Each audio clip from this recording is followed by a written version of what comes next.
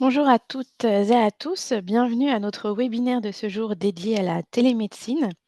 Donc comme toujours, c'est avec plaisir que nous vous accueillons, Valérie et moi-même, aujourd'hui. Valérie travaille à la Mutualité française Bretagne et je travaille à la Mutualité française Normandie. Donc la Mutualité française, c'est une fédération de mutuelles qui œuvre dans le secteur privé non lucratif et qui agit en faveur de ses adhérents.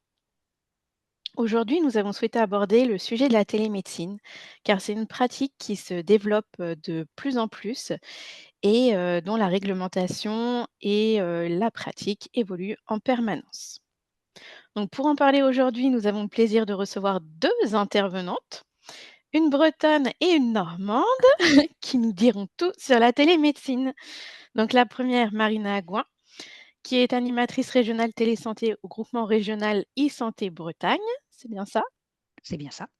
C'est bien ça. Mmh. Et la seconde, Méven Carniol, qui est chargée de mission déploiement numérique et télésanté à la direction de la coordination de la gestion du risque Normandie, qui est une direction de l'assurance maladie. Est-ce Tout à exact? fait, Également. tout Bon, à fait. super. Une Bretonne exilée en Normandie quand même. C'est ça. Voici. Donc, comme à l'accoutumée, durant la présentation, si vous avez des questions, vous pouvez les poser en cliquant sur l'onglet questions-réponses qui est situé en bas de votre écran. Elles seront relayées par Valérie durant la présentation.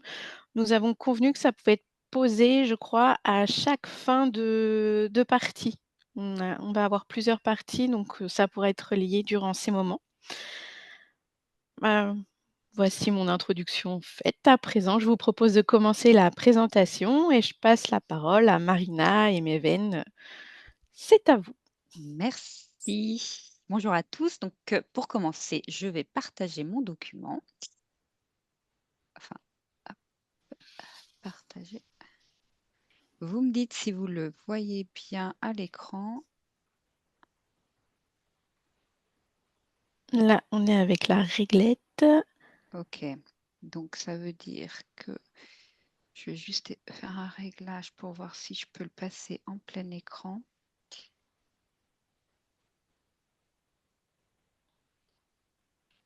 Nous avons fait des essais tout à l'heure pour les aléas du direct. Ouais. Mmh, Ah ouais, c'est pas toujours simple. non. Alors,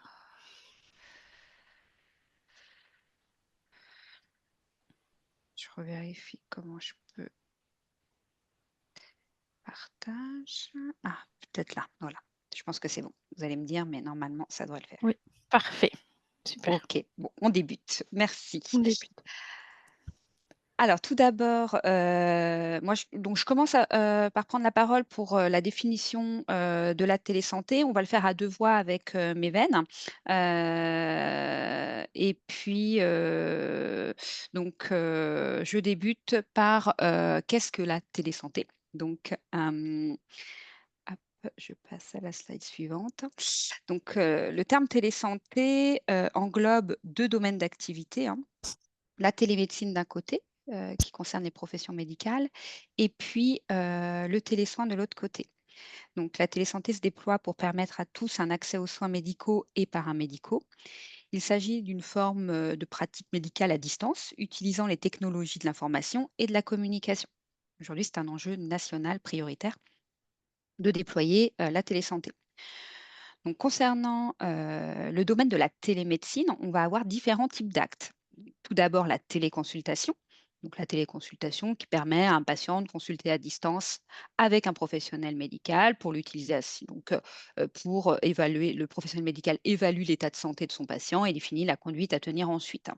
Donc, qui peut téléconsulter aujourd'hui en tant que professionnel? Les médecins de toute spécialité, les sages-femmes et les chirurgiens dentistes.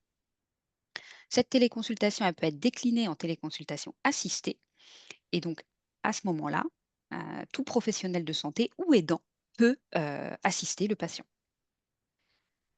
Nous avons un acte de téléexpertise. Donc là, le patient, n'est pas inclus, dans une, vidéo.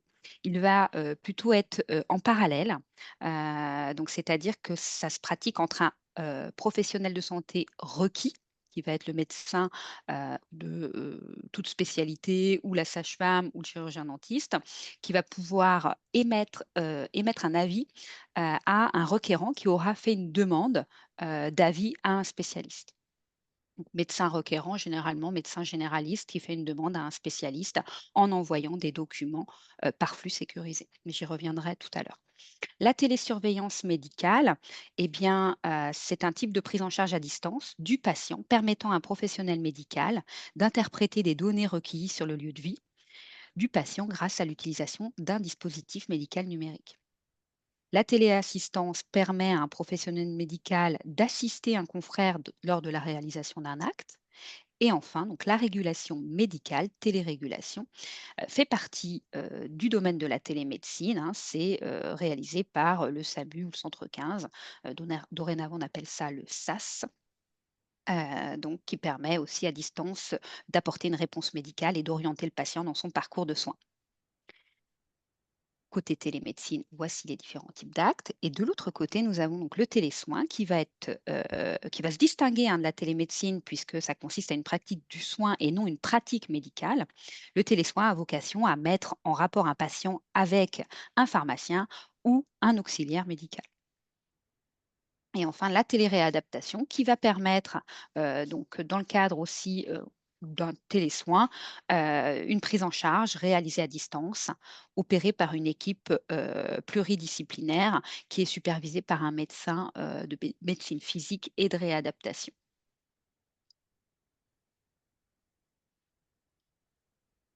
Donc on va faire un focus sur la téléconsultation et le télésoin.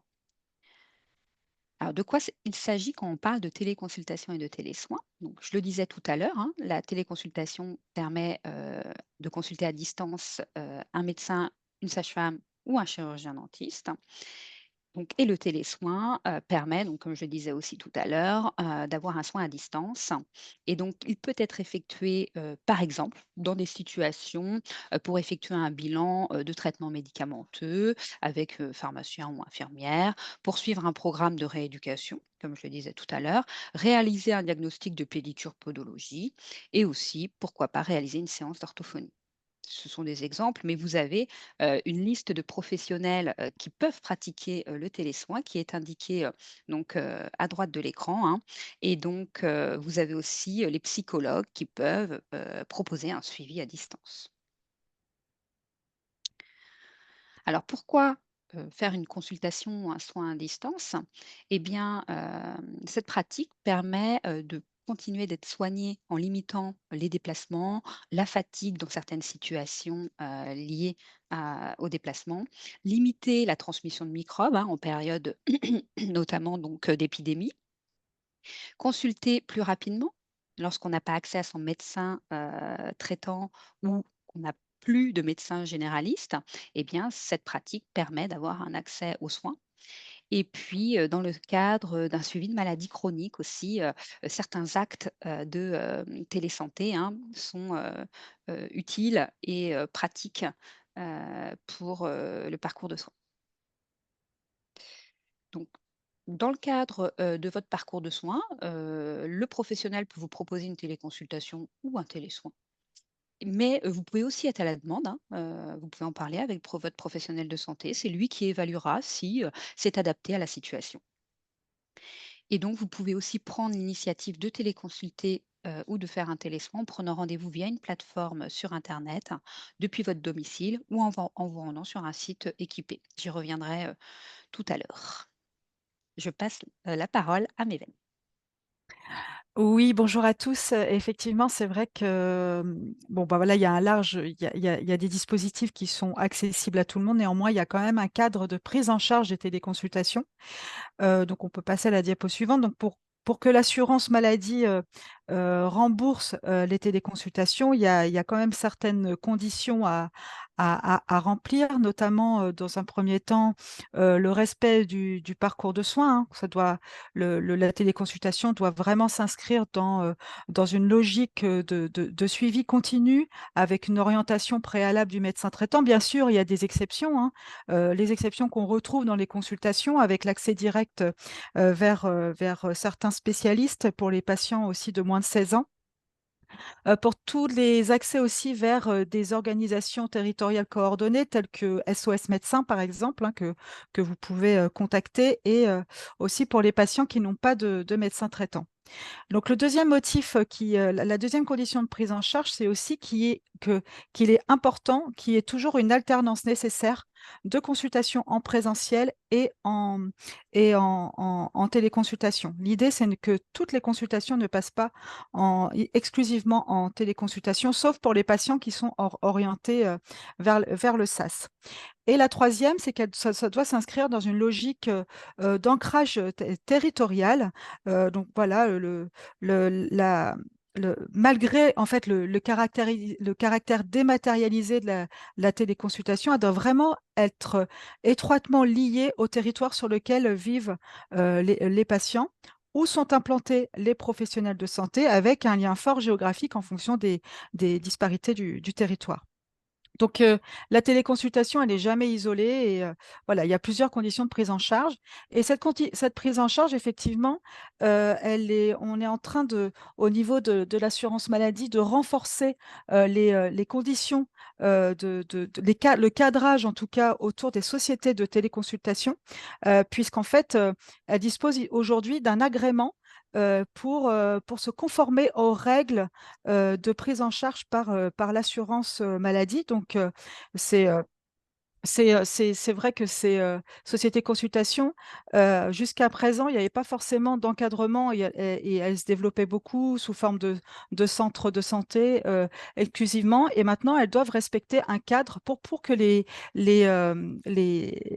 téléconsultations puissent être remboursées.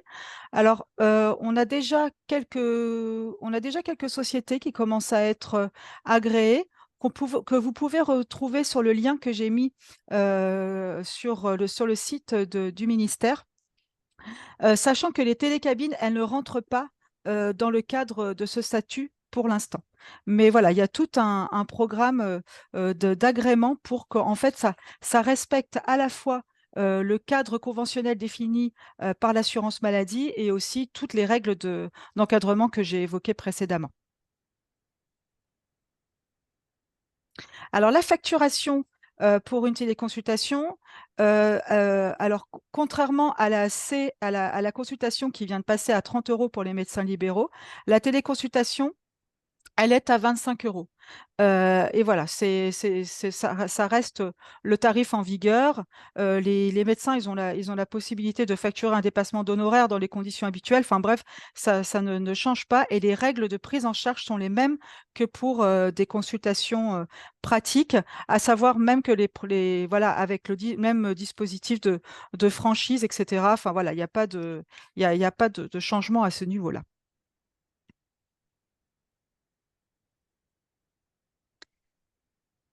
Je reprends la parole sur cette slide, donc où vous pouvez faire votre consultation ou soin enfin, téléconsultation hein, ou soin à distance.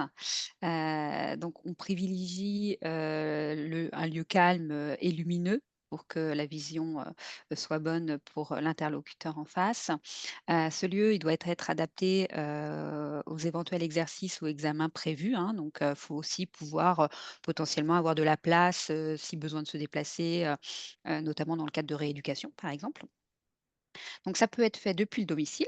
Donc, pour ça, vous avez besoin, d'un ordinateur, d'un smartphone ou d'une tablette équipée, d'une webcam et surtout, d'une bonne connexion internet, hein, avec un débit adapté. C'est indispensable, c'est le prérequis pour pouvoir, pratiquer, la télésanté.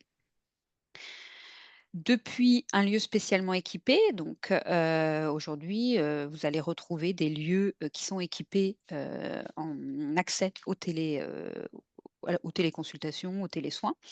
Des bornes ou cabines sont installées dans différents lieux, hein, donc maisons et centres de santé, pharmacies, mairies également, souvent pour pallier, évidemment, à un manque de médecins et de désertification médicale, sur les territoires. Donc tout ça, comme le disait, Méven tout à l'heure, hein, c'est encadré aussi, par rapport, à, la prise en charge et à l'assurance maladie. Donc, généralement, donc, dans ces lieux c'est pas généralement, c'est que systématiquement, il faut qu'il y ait un espace dédié qui soit aménagé, où la confidentialité, voilà, va être, préservée. Et donc tout est installé, hein. Vous avez, évidemment, un ordinateur ou une borne, pour, communiquer. Parfois, il peut y avoir des dispositifs médicaux connectés comme tensiomètre, thermomètre, oxymètre de pouls, ou autres, mais c'est pas forcément nécessaire, systématiquement, dans le cadre, de téléconsultation. Et puis généralement, donc vous êtes accueilli par, un professionnel ou une personne qui va vous guider vers, le matériel et puis, vous expliquer comment ça fonctionne, pour, avoir accès, à la téléconsultation ou aux télésoins. Généralement, la personne ne reste pas forcément, tout au long, du soin, à votre demande, hein, il peut, rester mais, la plupart du temps, vous êtes seul par rapport, à la pratique, de la téléconsultation ou du télésoin. Mais ça, c'est, en fonction du besoin aussi et du profil de, patients, ou de personnes qui vont, téléconsulter. Systématiquement, vous allez devoir je rajoute aussi, avoir donc, votre carte vitale, hein, évidemment pour, faire, la téléconsultation ou le télésoin et la carte bancaire puisque et un smartphone. Puisque en fait, vous allez, généralement avoir, un code d'accès qui va vous être envoyé sur le smartphone pour pouvoir, sécuriser aussi l'échange et avoir accès, à, la téléconsultation. Et c'est vrai que du coup, ça fait le lien, tous les éléments qu'on vient d'évoquer font le lien aussi vers la notion de consentement qui est une donnée vraiment primordiale, puisque le consentement du patient est vraiment un élément indispensable pour la réalisation de la téléconsultation. Pourquoi? Parce qu'en fait, il garantit, le respect, des droits du patient et contribue aussi à la qualité de prise en charge. Donc, voilà, c'est normalement, en tout cas, tous les professionnels qui, réalisent des téléconsultations s'assurent de cette modalité, de voilà, enfin, il y a des, au-delà du consentement, il y a aussi des informations sur, le coût, le reste à charge. Enfin, voilà, il y a des éléments à communiquer aux patients qui sont vraiment importants, en tout cas, en amont de la téléconsultation. Et du coup, par la suite, je fais un petit focus sur les arrêts de travail puisque, il y a des règles qui sont spécifiques, aux arrêts de travail en cas de téléconsultation puisque les arrêts de travail prescrits ou renouvelés en téléconsultation ne peuvent excéder, une durée de 3 jours, sauf si le prescripteur est médecin traitant de l'assuré et si le prescripteur est la sage-femme référente. Et en cas de prolongation, donc, voilà, l'assuré doit vraiment prouver l'impossibilité pour lui de consulter son professionnel, habituel pour, réaliser cette prolongation. Alors, c'est une nouvelle règle en vigueur depuis le 27 février, de 2024 et voilà, ça pour plusieurs raisons, hein. C'est vrai qu'il y a une histoire de qualité des soins puisqu'en fait, pour établir un diagnostic, hyper fiable, un examen, physique est parfois nécessaire. C'est aussi pour prévenir les abus, puisqu'en fait, c'est pour limiter aussi les risques, d'arrêt de travail, trop longs sans trop de justification et sans tomber aussi dans la téléconsultation de masse, hein, qui n'aurait plus de sens et aussi en termes de coordination des soins puisque, on encourage quand même les patients à voir leur médecin pour un suivi vraiment approfondi.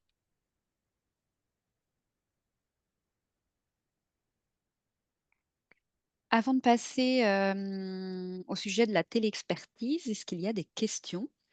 Oui, on en a une. Donc, un radiologue peut-il à distance faire une analyse en direct de votre scanner et vous rédiger son résultat sans vous en informer?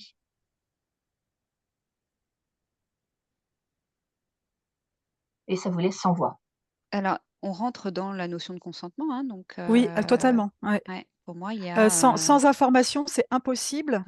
ouais. Après, pour l'instant, dans les pratiques, il me semble que les téléconsultations, Pour l'instant, les radiologues, en tout cas, enfin, par rapport à l'imagerie, je suis pas certaine qu'ils puissent réaliser de téléconsultations à distance sur l'interprétation d'un scanner. Ouais, c'est peut-être plus de la téléexpertise, en effet. Alors là, je ne sais pas Ouais, si c'est dans quel cadre. Est-ce que c'est un médecin qui envoie des clichés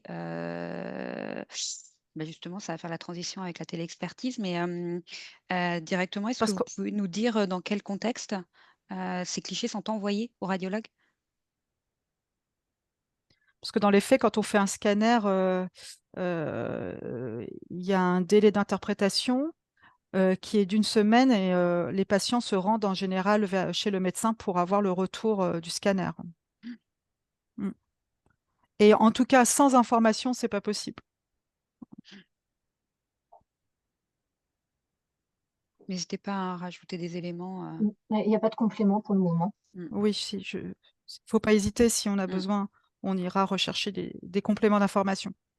Est-ce que sur cette première partie, téléconsultation, télésoins, vous avez des questions?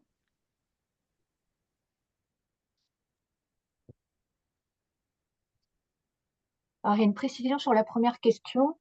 Le radiologue en question ayant plusieurs cabinets, mais je ne suis pas sûre que ça précise vraiment la demande. Non, Vraiment, ouais. ouais.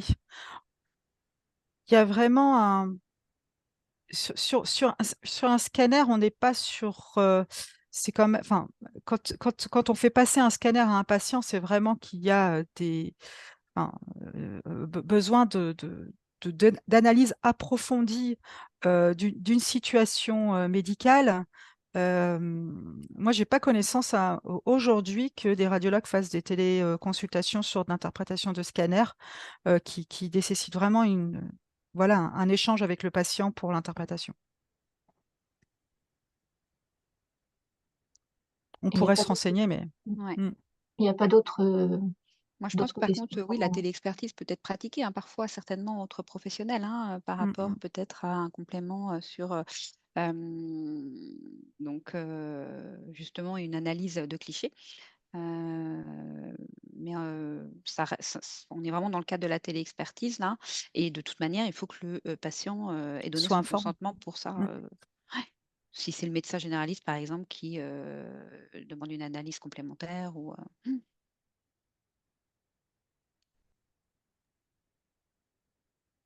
Ok. Et je n'ai pas d'autres questions. Très bien. Eh bien, dans ce cas-là, on continue. Justement, donc sur le sujet de la téléexpertise. Hop. Alors, pour avoir sur le focus téléexpertise, donc en quoi consiste la téléexpertise? Eh bien, c'est un professionnel de santé dit requérant qui demande une expertise à un professionnel médical dit requis via une messagerie sécurisée. Ça, c'est très important. Il faut que ce soit sur un flux sécurisé ou sur une plateforme sécurisée. Donc, le patient doit être informé, hein, c'est ce qu'on disait à l'instant, donner son consentement et accéder au compte rendu. Aujourd'hui, la téléexpertise est en pleine expansion, hein, sur, en tout cas la région, Bretagne, puisque, 67 des médecins, généralistes libéraux bretons, font des demandes de expertise et 2 tiers des avis sont donnés par des spécialistes en libéral et 1 tiers à l'hôpital public. Donc c'est une activité qui, fonctionne, bien, et à quel moment du parcours de soins, eh bien, la téléexpertise intervient? Souvent, c'est pour, émettre un diagnostic. Donc, un médecin généraliste, par exemple, va envoyer, des éléments médicaux, des clichés et donc un diagnostic va être posé par, le médecin spécialiste. Pour orienter aussi, hein, vers, un spécialiste, ça permet, de, limiter les, délais, de prise en charge. Notamment, on sait qu'aujourd'hui, c'est, très tendu pour avoir des rendez-vous chez les spécialistes, donc ça fluidifie aussi le parcours, pour avoir un rendez-vous, en second recours de spécialité. Donc on prépare, une prise en charge par, le spécialiste. Hem, Donc, il y a une coopération qui se fait entre les médecins de premier recours, donc médecins de ville ou professionnels de santé libéraux de ville, hein, parce que les infirmiers et autres professions peuvent aussi avoir accès à la téléexpertise, et les médecins spécialistes.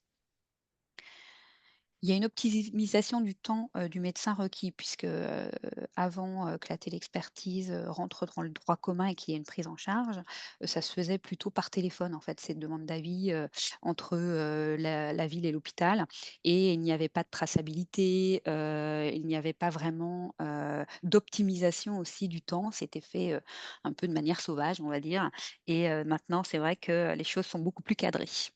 Et évidemment, il y a une sécurité, des échanges. Il y a, donc aussi, une continuité, dans les échanges. On peut reprendre un dossier et avoir, les données qui ont été, transmises, auparavant.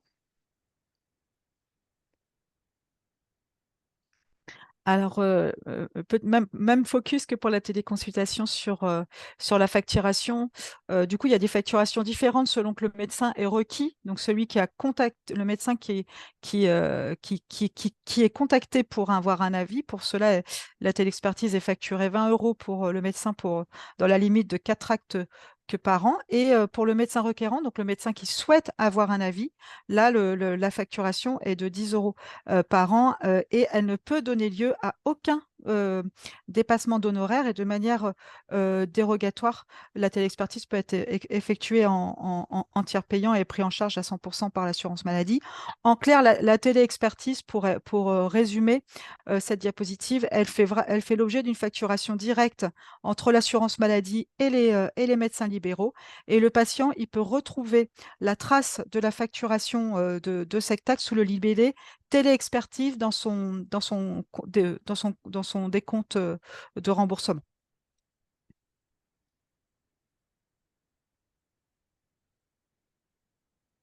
Voilà pour la téléexpertise. Est-ce que vous avez des questions, liées à cette activité? Peut-être que certains ont déjà, eu, accès à de la téléexpertise, si vous voulez, donner, un retour ou votre avis sur, cette pratique? Il n'y a pas de commentaire pour l'instant. OK. Pour donner quand même une petite photo des chiffres, hein, si on veut, sur le déploiement des téléconsultations, téléexpertise notamment. C'est vrai qu'en termes de téléconsultation, il y avait eu un grand boom à l'époque de la période Covid, puisque là, c'est vrai qu'il y a eu des dérogations qui ont été largement données aux professionnels de santé pour garder le lien professionnel-patient en fonction de certaines situations. Donc, il y a, voilà, avec la possibilité également de réaliser des téléconsultations par téléphone. Donc c'est vrai que là, on a eu un grand boom, et depuis l'arrêt du covid, même si voilà, c'est un petit peu redescendu, on va dire, Mmh. même largement, mais parce que, finalement, je pense que, même s'il y a nécessité dans certaines situations de réaliser, des téléconsultations, il y a, toujours ce maintien du lien nécessaire avec le médecin qui est primordial, et qui, voilà, permet d'avoir un suivi de qualité et une prise en charge, de qualité. Voilà, d'autant qu'en plus, on y reviendra peut-être tout à l'heure, enfin, sûrement dans une diapo tout à l'heure, mais dans l'exercice des professionnels de santé, ils ont des taux de téléconsultation à ne pas dépasser. Ils ont des seuils, hein. Il y a un seuil de 20% pour les médecins, généralistes, qu'ils ne doivent pas dépasser en termes d'activité de téléconsultation. Sur la téléexpertise, bah, là, c'est vrai que malgré tout, les taux de téléexpertise ne sont pas très élevés, mais en fait, on se dit côté assurance maladie qu'il y a peut-être de la sensibilisation à faire sur la manière de coter les actes. Je suis pas sûre. Il y en a que je pense qui font de la téléexpertise sans forcément coter les actes derrière. Donc, on a des enjeux d'information et de relais vers les professionnels de santé, en tout cas. Mmh. Oui, puis je rajoute que sur, des spécialités en tension, comme, la dermatologie, aujourd'hui, c'est une des spécialités, qui, en tout cas sur la région Bretagne est la plus déployée. Puisqu'on a un réseau qui s'appelle Oncobrez aussi, et sur, on va dire, 120 dermatologues, on a 39 dermatologues qui font partie de ce réseau et qui permettent de donner des avis Et c'est vrai que c'est une spécialité qui s'y prête aussi puisque, voilà, avec des clichés, où, quand un médecin est équipé d'un dermatoscope, eh bien, il peut transmettre, donc des photos, de lésions cutanées, par exemple, avec le dossier médical et un avis est rendu, directement par, un dermatologue. Ça, c'est, un exemple, de pratique aujourd'hui, qui fonctionne bien. Et nous avons une nouvelle question. La téléconsultation est-elle applicable à la médecine du travail, pardon? Moi, je ne pense pas. C'est une question qui revient sur tous les sujets de l'assurance maladie, en fait. Le lien, notamment sur le numérique en santé, et le dossier médical partagé, mais pas à ma connaissance. Pour l'instant, les médecins du travail ne peuvent pas réaliser de téléconsultation. En tout cas, il y a pas de prise Alors en soyez charge de toute manière, oui, c'est oui, ouais, mmh. tout à fait. Alors soyez rassurés, hein, les questions que vous posez, on vous les retranscrira, je pense, je ne sais pas comment ça se passe, mais en tout cas, on les reformulera pour apporter des réponses, claires, notamment, je pense à la radiologie tout à l'heure, Mmh. on vous apportera des précisions, mais sur la et de même que sur la médecine du travail, même si, je suis quasiment certaine que c'est pas possible. Pour l'instant, en tout cas. Merci Méven. Donc je continue. Nous allons passer à la télésurveillance médicale. Donc c'est une activité, qui existe depuis très longtemps, mais qui est rentrée dans le droit commun, c'est-à-dire avec une prise en charge depuis juillet 2023.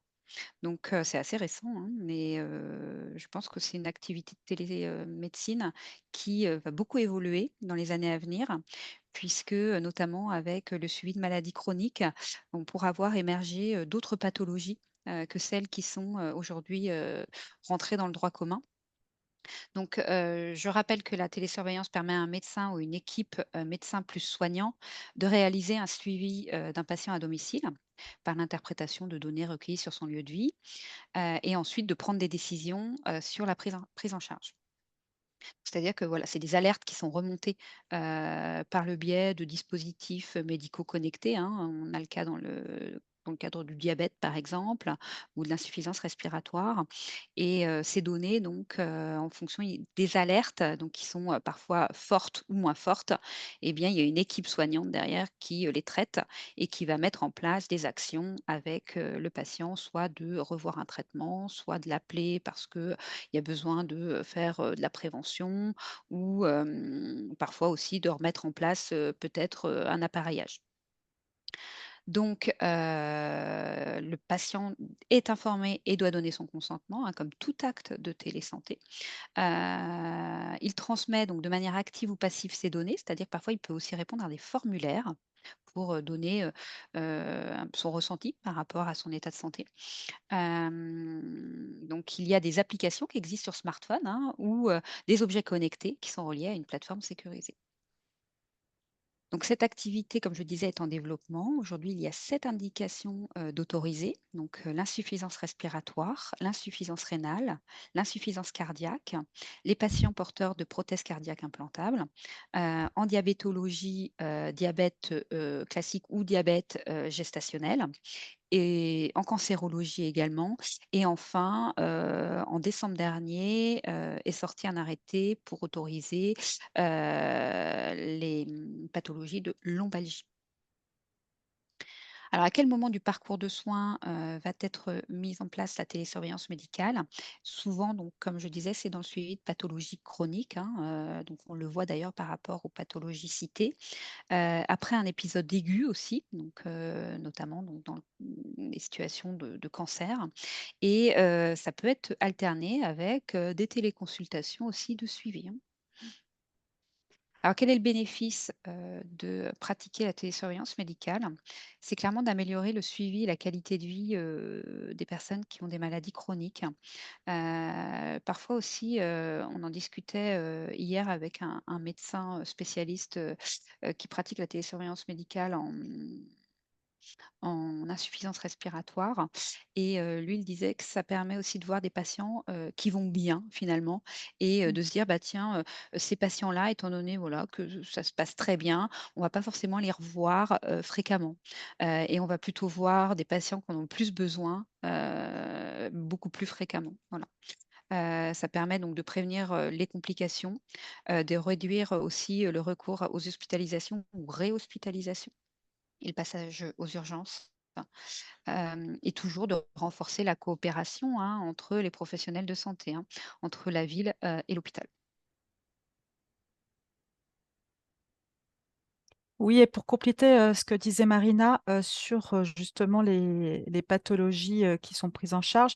En fait, les critères d'éligibilité, qui enfin, des patients qui peuvent être suivis en télésurveillance sont fixés par chaque pathologie par voie d'arrêté ministériel et après avis de la Haute Autorité de santé. Donc la Haute Autorité de santé fixe un petit peu le cadre, d'éligibilité, sur les différentes pathologies qui ont été, validées au niveau national. Donc après les taux de prise en charge et les pratiques du tiers payant, en fait, sur la télésurveillance, la facturation, elle se fait en fonction de la situation, d'exonération ou de prise en charge du ticket modérateur du patient. À savoir que, dans les cas des patients qui relèvent du droit commun, il y a une prise en charge à 60. Alors pour ceux pour les patients en ALD, par exemple, il y a une prise en charge à 100 avec des taux particuliers pour certains régimes spéciaux. Il est important de noter que l'activité de télésurveillance, elle ne peut faire l'objet d'aucun dépassement d'honoraires, comme pour la téléexpertise, et que la prise en charge, toute prise en charge s'arrête lorsque l'utilisation de celle-ci est interrompue par manque d'observance, etc. Enfin, en tout cas, c'est toujours lié à l'implication du patient dans le suivi en fonction de sa pathologie. Oui, et puis aussi, Mm. est-ce qu'il est à l'aise avec l'outil numérique? Tout Enfin, à il y a fait. toutes ces questions aussi hein, Mm. qui évidemment font que ben, c'est pas forcément aujourd'hui possible de mettre en place de la télésurveillance médicale avec la file active de tous les patients sur ces pathologies. Et c'est vrai que la télésurveillance, elle n'est pas cumulable avec une autre, un autre axe. C'est-à-dire que s'il y a besoin d'une téléconsultation pour affiner et refaire le point avec le patient, bah, ça sera une autre cotation qui se mettra en place, voilà, en fonction des alertes, en tout cas, qui sont avérées par le système de surveillance. Et je rajoute que dans les équipes aujourd'hui qui gèrent la télésurveillance médicale dans les établissements de santé, on peut avoir des infirmiers en pratique avancée qui sont formés spécialement pour suivre les patients, qui ont un dispositif médical connecté au domicile. Et elles sont très impliquées justement dans les remontées des alertes, etc. Il y a une délégation de tâches qui est faite par le médecin à l'infirmier. Oui, tout à fait.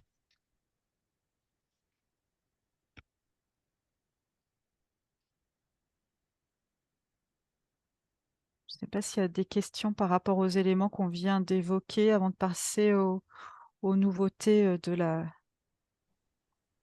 nouvelle Moi, convention. Il n'y a pas moi de j'ai question. une, moi, j'ai une question. Est-ce qu'on peut avoir 2 pathologies chroniques et être suivi 2 fois en télésurveillance sur des pathologies Oui. différentes? Oui?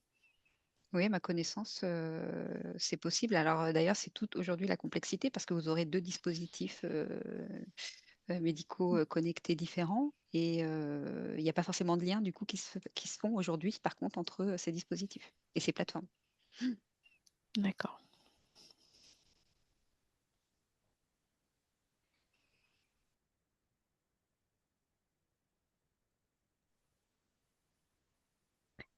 Alors, les éléments de la nouvelle, convention.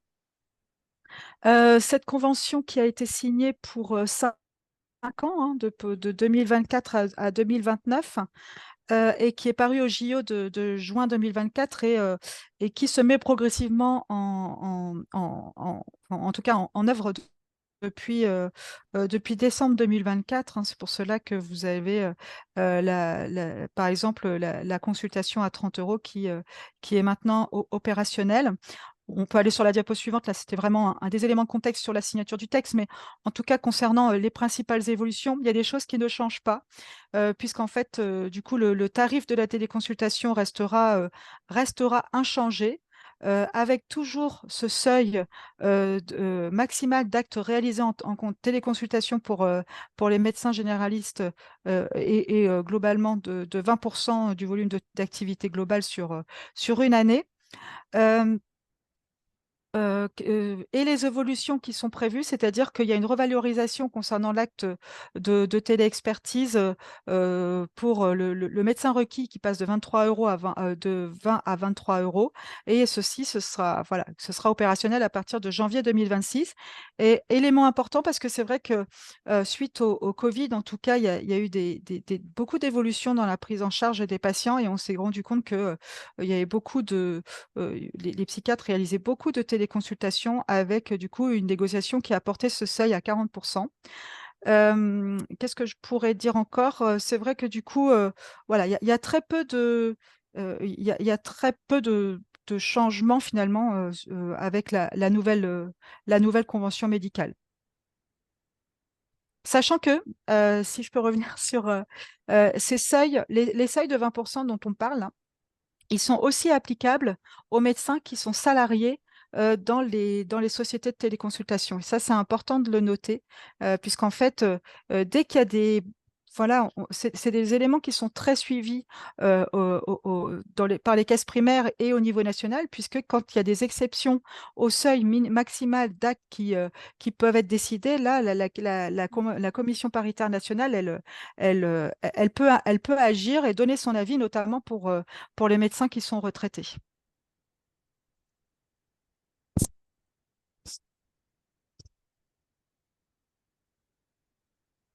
Donc la présentation se termine. N'hésitez pas si vous avez des questions par rapport à tous les éléments qu'on a pu aborder. On se tient à votre disposition.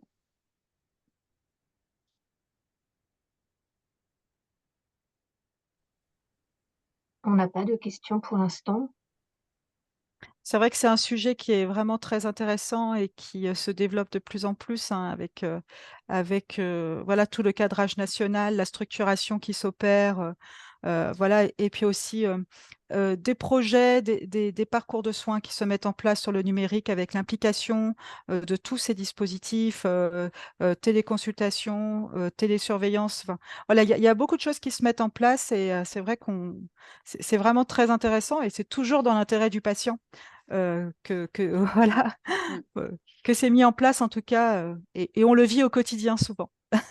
Ouais, moi, j'aime bien employer, enfin, je trouve que le terme de santé hybride est intéressant, Mm, puisqu'on mm. va eh bien, jongler entre les consultations physiques, évidemment, hein, qui sont primordiales, et puis la télésanté, hein, avec les différents types d'actes qu'on a pu citer, qui peuvent intervenir à un moment du parcours de soins. Je pense que dans l'avenir, on sera certainement tous à un moment, on aura recours, en tout cas, certainement, à la télésanté à un moment de notre parcours de soins, j'imagine. C'est déjà fait en fait. Mm. Et ce qui est bien, parce qu'en fait, du coup, c'est vrai il y a beaucoup de coordination autour de la télésanté. Et voilà, il y a aussi des retours d'expérience des collègues qui permet de partager largement et aussi parfois de faire des remontées, hein, au niveau national de dispositifs qui ne fonctionneraient pas correctement. Voilà, on est très vigilant sur le sujet et on est aussi très vigilant à toutes les innovations qui se mettent en place parce que du coup, c'est vrai que la réalité terrain, les professionnels de santé ont souvent de très bonnes idées pour développer l'activité de télésanté et notamment dans les zones voilà, qui sont un petit peu en souffrance, hein, en termes d'offres de soins. Donc voilà, l'idée, c'est vraiment d'apporter une offre à tous les patients sur tous les territoires et de manière uniforme, harmonisée. C'est vrai qu'aujourd'hui, on fait une présentation, information plutôt côté, usager, mais Tout à fait. on voit aussi qu'il y Mmh. a encore beaucoup de travail, d'accompagnement, d'information, côté professionnel de santé aussi, hein, parce que, Tout à fait. c'est un sujet, qui, est quand même assez important, avec les différents types d'actes, la réglementation, la facturation. Ça demande vraiment de s'y poser pour, avoir toutes les informations bien précises et on c'est notre rôle aussi, de, synthétiser, de vulgariser, ce domaine et j'espère que, voilà, c'est des retours que je vois, dans le chat, c'est clair et intéressant donc ça fait plaisir. Oui, bah, effectivement, je pense qu'on va arriver au terme de ce webinaire. Donc, bah, merci beaucoup à nos 2 intervenantes du jour, hein. Merci Maiven et Marina pour cet exposé et aussi pour, les réponses apportées à l'ensemble des questions. Ben, nous espérons que, ce webinaire vous aura permis de découvrir ou d'approfondir vos connaissances, dans le domaine de la télémédecine et bah, nous vous en remercions. Hem Bah, merci à tous nos participants, du jour.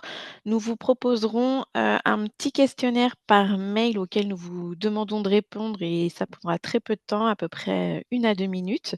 Nous ferons ensuite